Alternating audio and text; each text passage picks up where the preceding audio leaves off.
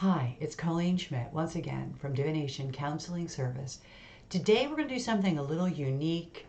I am going to work on Amy Coney Barrett's chart, but the lesson here is not whether or not she's going to be on the Supreme Court, because we already know they have, at least at this point they say they have enough votes.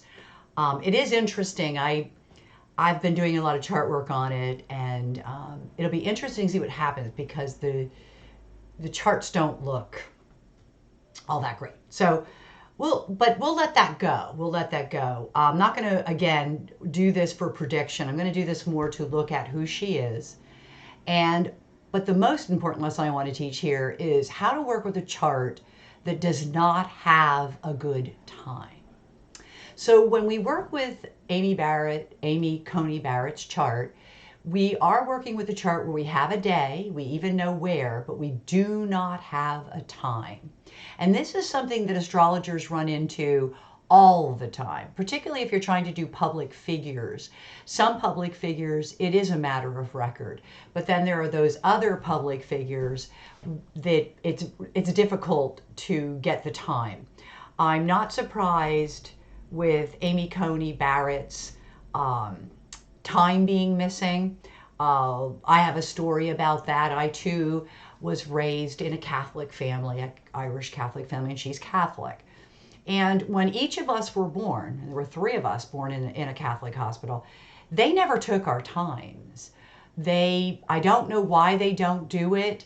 Somebody once said it's because of astrologers. I don't know. I don't want to say it for that. I just know that I think that putting a time on a birth certificate is critical. I know that when my daughter was born, I actually even told the nurse what to put down because I was watching the clock. And they were putting all the times on the babies at that particular hospital. But I had to have my chart rectified. So the fact that we don't know Amy Coney Barrett's time is not all that surprising to me, considering what the background is. Now, we're going to, as we look at this chart, we're going to use noon. And the reason for that is that if you're born, hours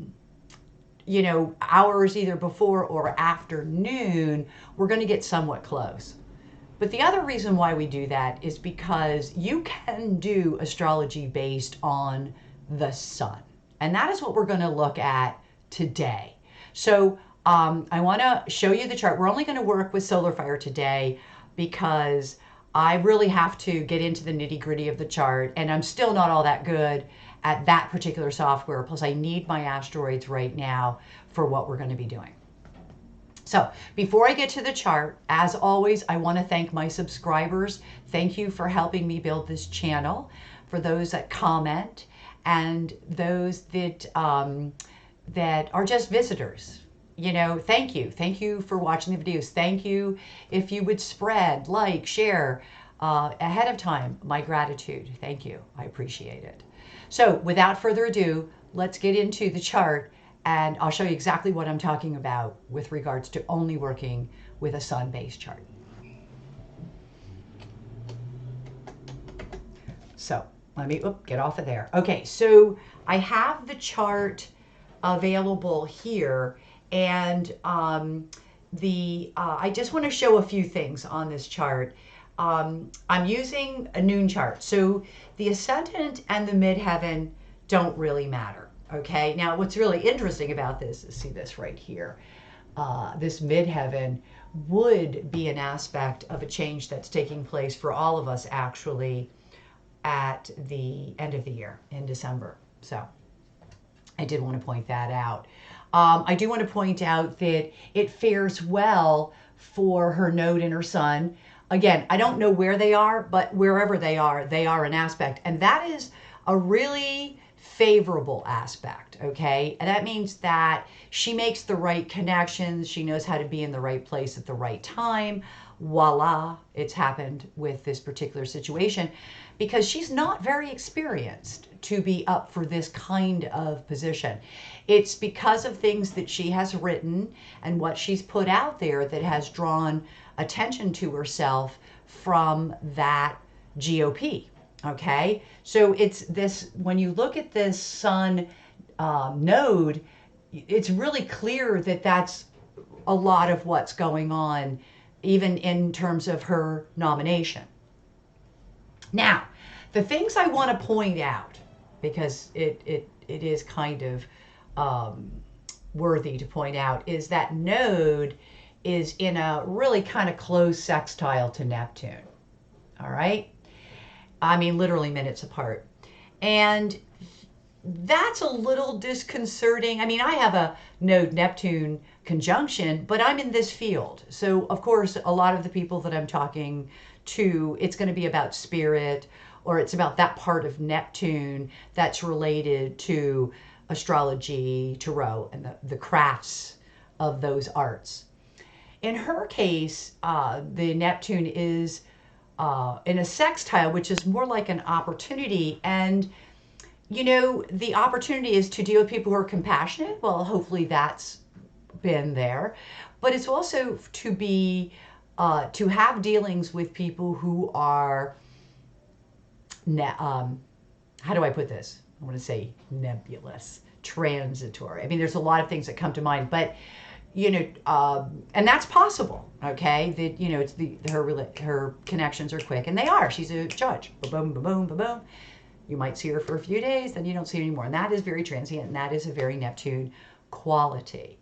But there's a lot of deception involved in Neptune, and so it doesn't bode always 100% well for that node.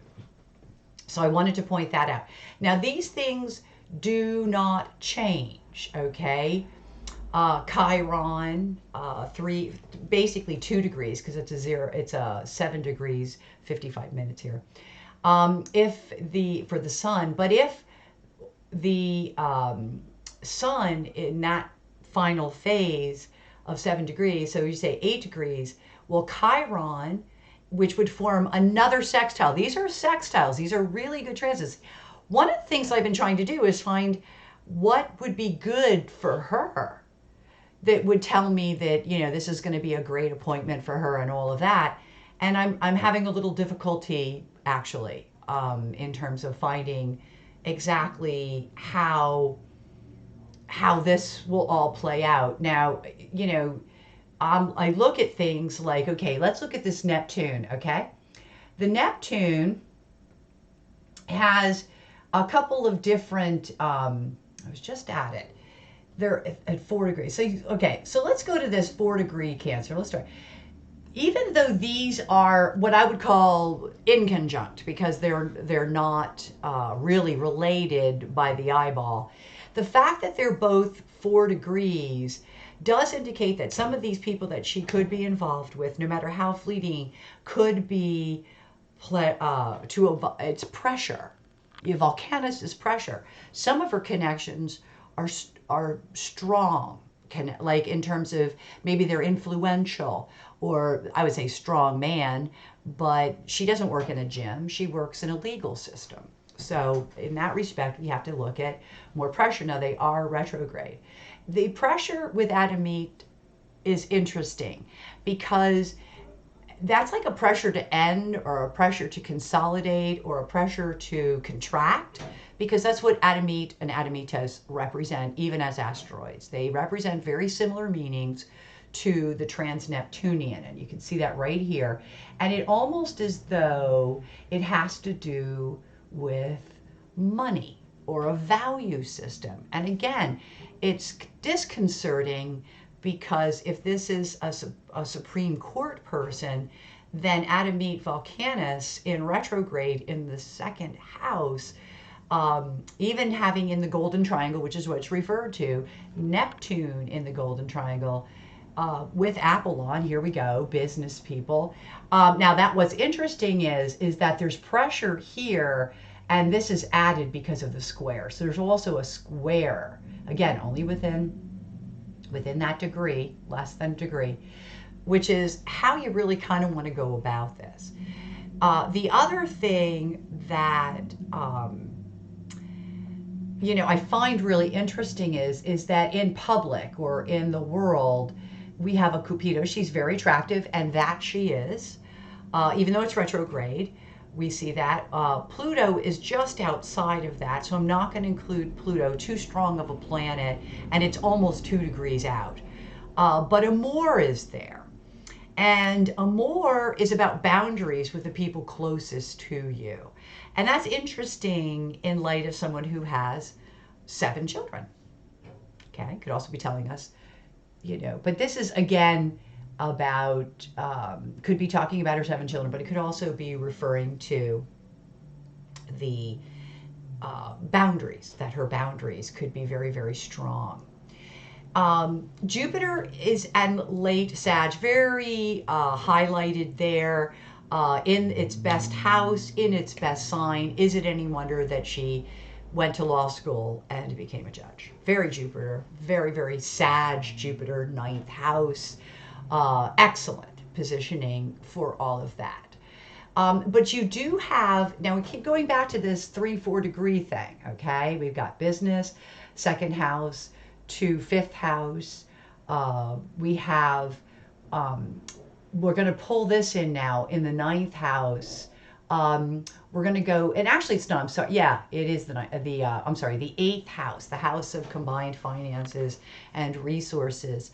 And what you find there is the, and again, I shouldn't be reading houses. It couldn't stop myself with that Jupiter just happening to show up there. We don't really know if her Jupiter is in the 9th house. We do, however, know that it is in Sag, and that is still really good. So I don't want to get into these houses too much, but look what's at 3 degrees here. Okay, because I want to go back to that business. This is big square territory, okay? Now we're putting together a square pattern. Squares bring energies. They also bring, in many ways, conflict, but some of this conflict could be internal.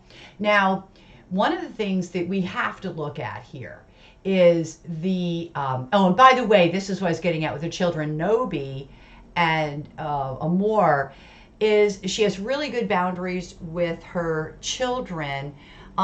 She probably loves them a lot, good to know, but she's also very strict. At least it will appear that way to the public, okay? So we go back to this, just looking in this area, and what we have here at 4 degrees, again, we're sticking right in that one area, is Persephone, which is, actually it's Proserpina, but it's an asteroid that relates to, again, being a mother or withdrawing and taking time and doing your journey on your own. And it's you're on your own journey, and you wonder how that plays out in a grand square with, you're on your own journey. Some things in life you can only do on your own. It's the story of Persephone. Of course, she is a mom of 7 children, but it also makes you wonder, because of her job, because it does look like somebody who does spend also time away from her family, although very strict. But you see this pressure to end, pressure to consolidate, and it relates back up there to going your own way. You're on your own journey. And then it squares up with business, having so many, and again, having so many children, okay? So we know that the chart is accurate, okay? We know that the chart is accurate. What scares me about everything I'm talking about is, though Neptune, again, is not in direct aspect to, well, it is to the Aries. There's a beautiful trine to going off on your own, but it's almost like going off on your own for spiritual stuff because of Neptune. It could be where or how she would be getting her head together, so to speak. But, with Apollon there might be a lot of withdrawal. So that actually does bode for somebody who would be on Supreme Court because they're in and out of session. So there is a possibility there. The other things that are interesting is that Pallas, and again, no ascendant, but look over here, okay? There's a nice little line up here in Taurus, okay? Look at this slow endings. Can I talk about the fact, we're going to look at this more directly, but that is going to be squared the new beginnings that I was talking about. It does well for Sun, but it squares it's conjunct Uranus, which is, so we have this conflict going back and forth between the planets that we're seeing right here and the planet, and there is a real square in the chart, okay, but this, maybe to her it's going really slow, or it's, again, I see conflict. You can't get away from the Adamite or the Adamitas when you look at her charts. There, it just seems like ending or coming to a brick wall or delays or obstacles, or it's just, again, I don't know how this is going to play out, because when you're working with this, I've looked at return charts for her. I've looked at secondary progress charts for her, and I don't see things that blow up at me that say, hey, look, all this great stuff's happening. I feel like her energy is very misdirected.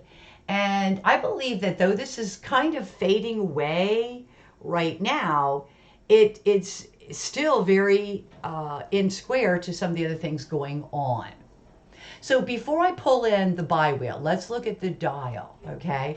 So this is the Aries point, and that's the world at large. And she is a driven woman. Okay, so again, there's a lot about the chart that I know the rest of it's right. It's just, I don't know what the time is, and I don't want to venture on that.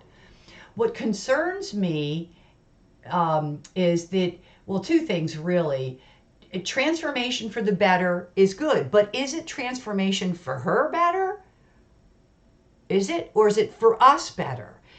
And the reason why I ask that is Neptune Mercury in the Aries point is not somebody who is completely forthcoming or honest. Just like, and I never finished, so let me go back and finish that. I started talking about Urania. I just get so carried away. Look at with Urania, we've got Pallas.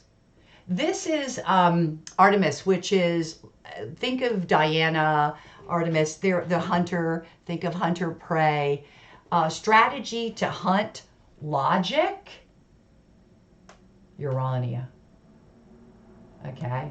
Or is it intuition? Now it's not intuition, that's logic. So you see, you keep going back to this, like, wow, all within 3 degrees.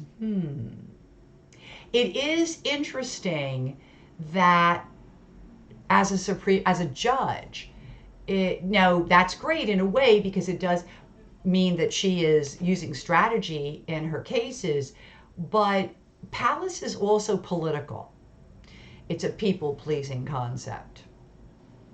And again, I don't want to point out how political this appointment is. Now, as you cross over here, Apollonia runs in opposition to another, Apollonia and Urania. Now, if she were an astrologer, that would be fabulous. But she's not. So it's a logic as a business.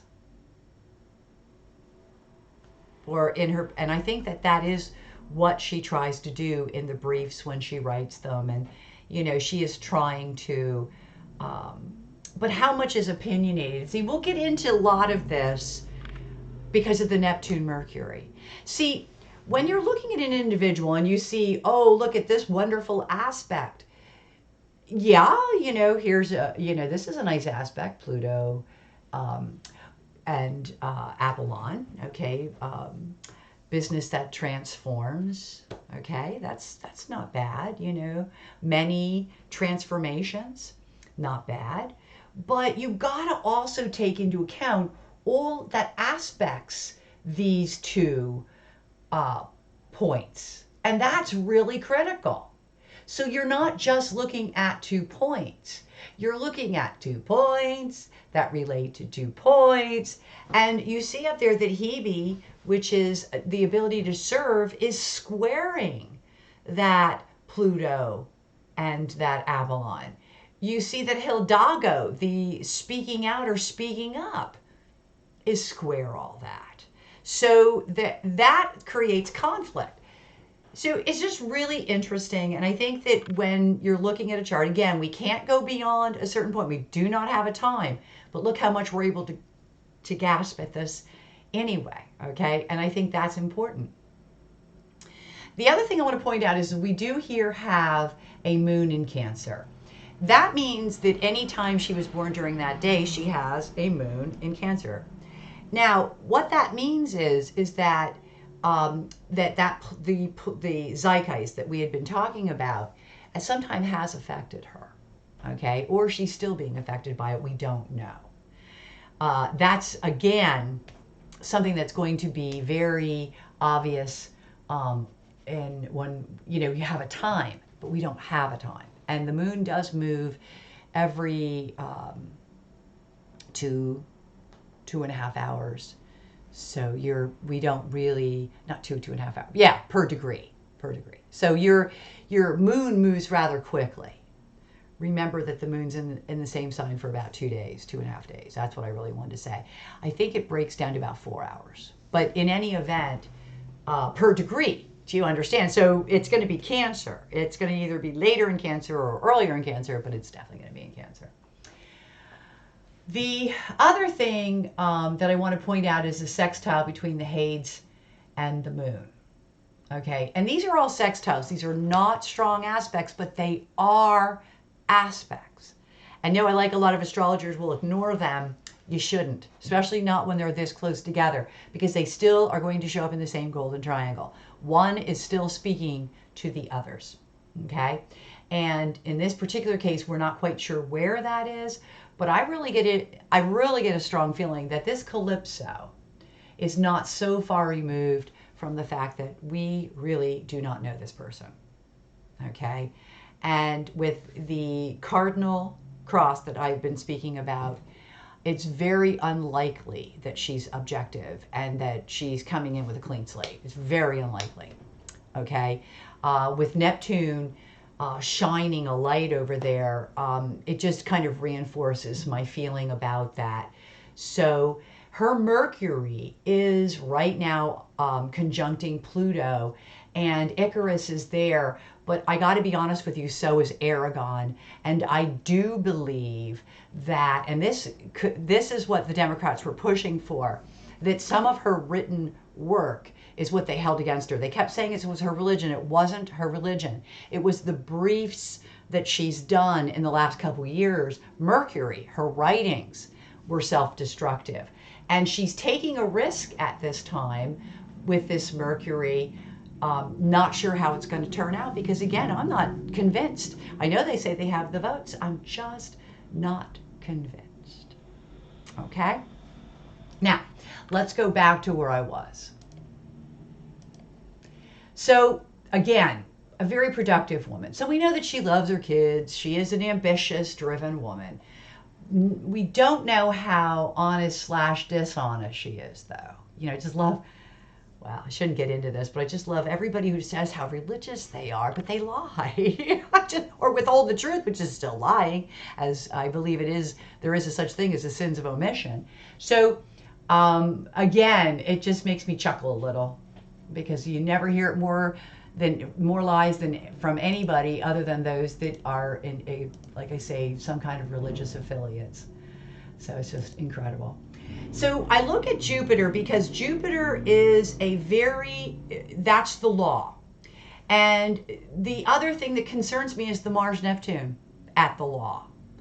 And I wonder, could she really be trusted?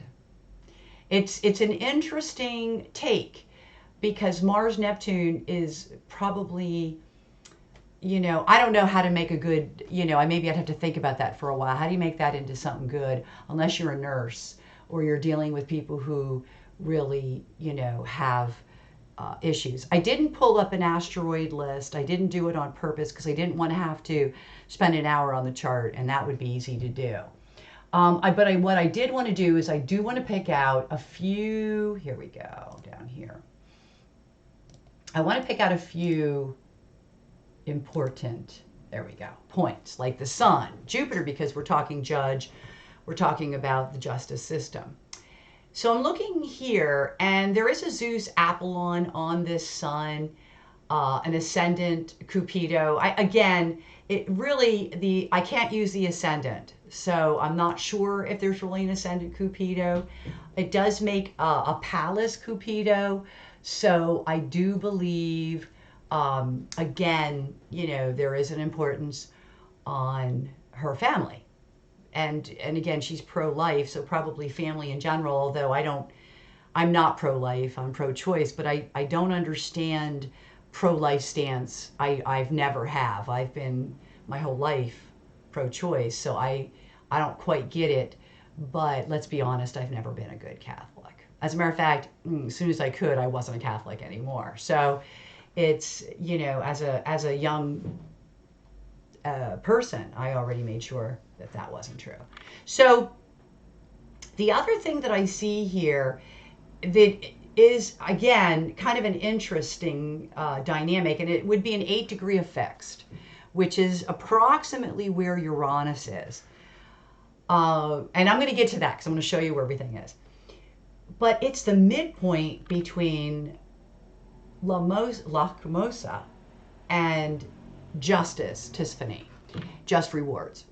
And I find that interesting because it's Uranus is there, and it doesn't look good. Something very serious. There's justice on something very serious.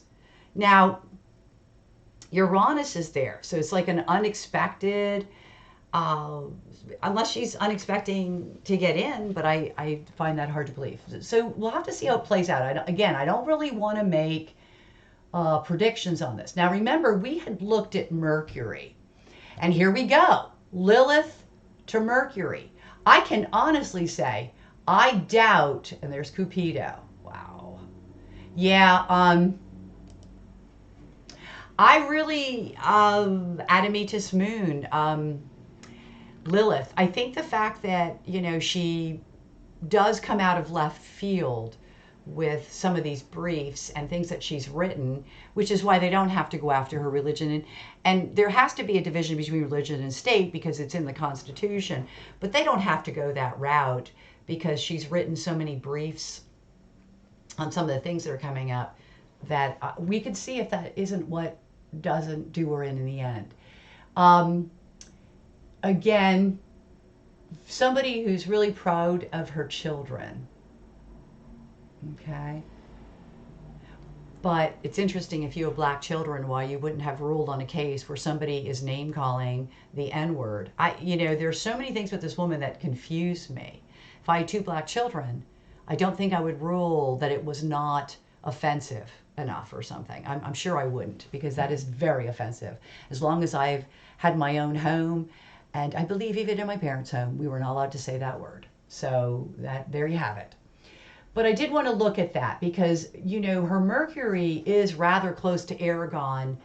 And Aragon's right here, by the way, just so you can see it. That is self-destruction. And it just makes me wonder, because what they kept using against her were her own briefs. Very Mercury, very with the chart. I definitely want to say that. So I wanted us to look at these because I think it's really important. Interesting, Mercury equals Admetus Moon. Oh, it could be a cold woman, and maybe she does come off as cold, and that's fine. I mean, judge has to be very objective. But it does kind of indicate a limit with either other women or a public thing. So let's cross our fingers. Let's see what happens. Regardless of what you want to happen, I don't think it's going to matter in the big picture. I really believe that we are headed for more balance in this country. I know they've stolen I don't know how many court appointments, but I don't think in the end it's going to really matter. I think it's all going to be worked out. At least I'm an optimist. We are going into Aquarius, beginning our 200-year stint. We went there in the 80s. I talked about this before. We're going to start at the end of December with that Aquarius. So let's look at that. Let's look at, I don't want to take the transits for now, but let's look at a new chart and let's make it, now I think that they had said they want to do it but I'm going to use October. They want to do it this Sunday or Saturday, this weekend. So what I'm going to do is look up. So that would be, let's see, that would be the 24th or the 25th. They wanted to do it over the weekend. I'm going to put in the 26th just because it would be after that date. Okay, and I'm going to use noon again because it's just easier. And I'm going to use Washington, D.C. because that's where it's all taking place, right? Okay, so there's where the planets are. Okay, so just to look at this is where the planets are that day. Look at that moon, midheaven, Jupiter moon. So who knows what that means? And these are Aries points. So again, the Aries point is a really important point in a chart. Speaking of which, let's go back to natals. You see, I've done a lot of work on her. Let's do 2230, just because we can. It does equal Chronos. So she is a judge, credibility, bonding with others. Okay, now that's her chart. You want to do 22, but look how close her Mars is to that point as well. I just need to see that. And Mars does make it a volcanic sun. It also is another black moon right here. And you see that right as a midpoint with Sappho. It just makes me wonder, what this is all about. But in any case, I wanted us to see both Aries points because I'm going to be doing it with this chart here. Okay. So one of the things that we can do, besides looking at that chart for the day, let's make a bi-wheel, okay? We'll start with a bi-wheel. And in the inside, we'll make it her chart that way. I mean, we don't have a good ascendant or a good time anyway, but we'll put the transits on the outside. All right. Now, what we're doing is we're lining things up. Okay, and we're checking out what's going on. Now again, I'm going to ignore the midheaven and the ascendants. What I'm really going to go after here is the moons, because we know it's Cancer. So, and we know the moon for that day isn't changing either. It looks to be a mutable moon. We're going to be looking at, look at this. This is a Jupiter right there. Yeah, right in the, yeah, there it is. Okay, so here's her Jupiter. And we can see what else could be involved the outer chart. And again, now there is a Zeus here. Here's where Jupiter is. And Jupiter is... it's not really in that aspect. So here again, I'm just trying to look for things that, let's look to wheels. Let's go with wheels. I'm going to cancel. I want to go back to wheels. Here we go. All right, this looks a little better. Okay, so we're going to go to wheels. And just to, and again, we have to ignore the midheaven and the ascendant and all of that. But look at this. Kronos is at 13. Her moon, we don't know. That might be a benefit right there. Probably the best thing I've seen so far. And that is really being honest here. Her Apollon and Sun have something to do with the decision of that day. So that might be the day that they actually will know. But again, I don't see a lot really aspecting the Sun. And you would expect that. So I go across the dial, okay? So we've got her Sun. And all I can tell you is that Saturn and Jupiter are coming to that Sun. They're not there yet. Which could mean that, she could have, that could also be considered a positive, but that Sun doesn't really get hit till next year. And here we have a Neptune Venus, and not far away, we've got a moon Vesta. So moon Vesta is not bad for work and achievement of goals, but the Neptune there with Venus sometimes is disappointment.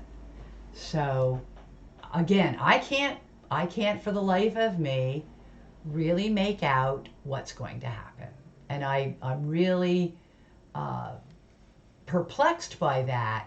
Oh, here we are. Uranus is 8 degrees, okay? And it squares the sun, so it's not a great place, okay? Squaring the sun like that. It's like an upset. Things are changing. It's an upset. Something kind of changes course. Another thing that will tell us about a changed course is an asteroid. So let me get right back to you. I'm going to find out where this asteroid is. So I'm back, and I'm going to fill this in for us, okay?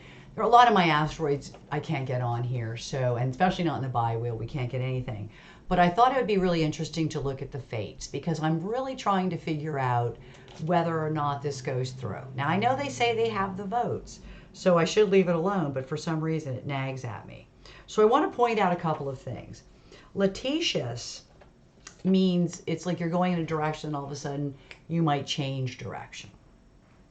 Okay, and that's what litigious is. And her natal litigious is at 13 Sagittarius 59. So right in here somewhere, okay, right in that 8th house. Well, remember, we don't have houses, but right in here.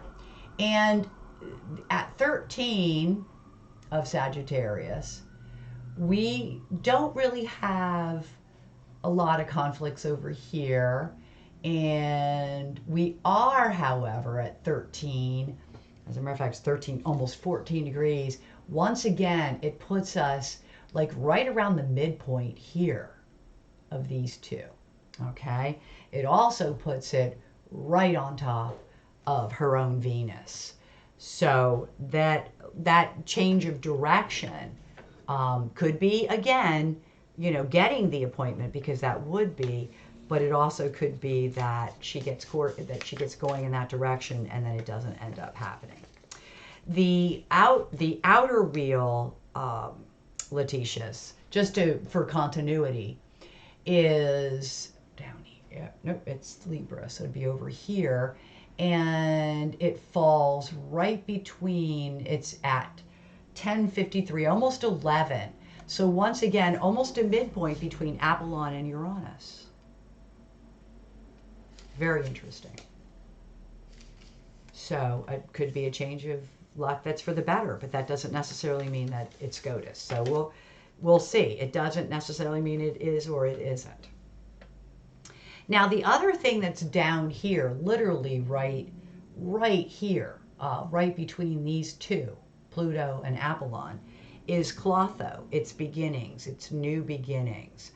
And the reason why I'm pointing all this out is because I want to see what is transiting that would enable that to take place now. And don't have anything. And Venus is coming there, but Venus is not there. Okay. The other point, and that's where Clotho is on the outer, so it'd actually be in this circle. Okay, just happens to fall between those 2 points.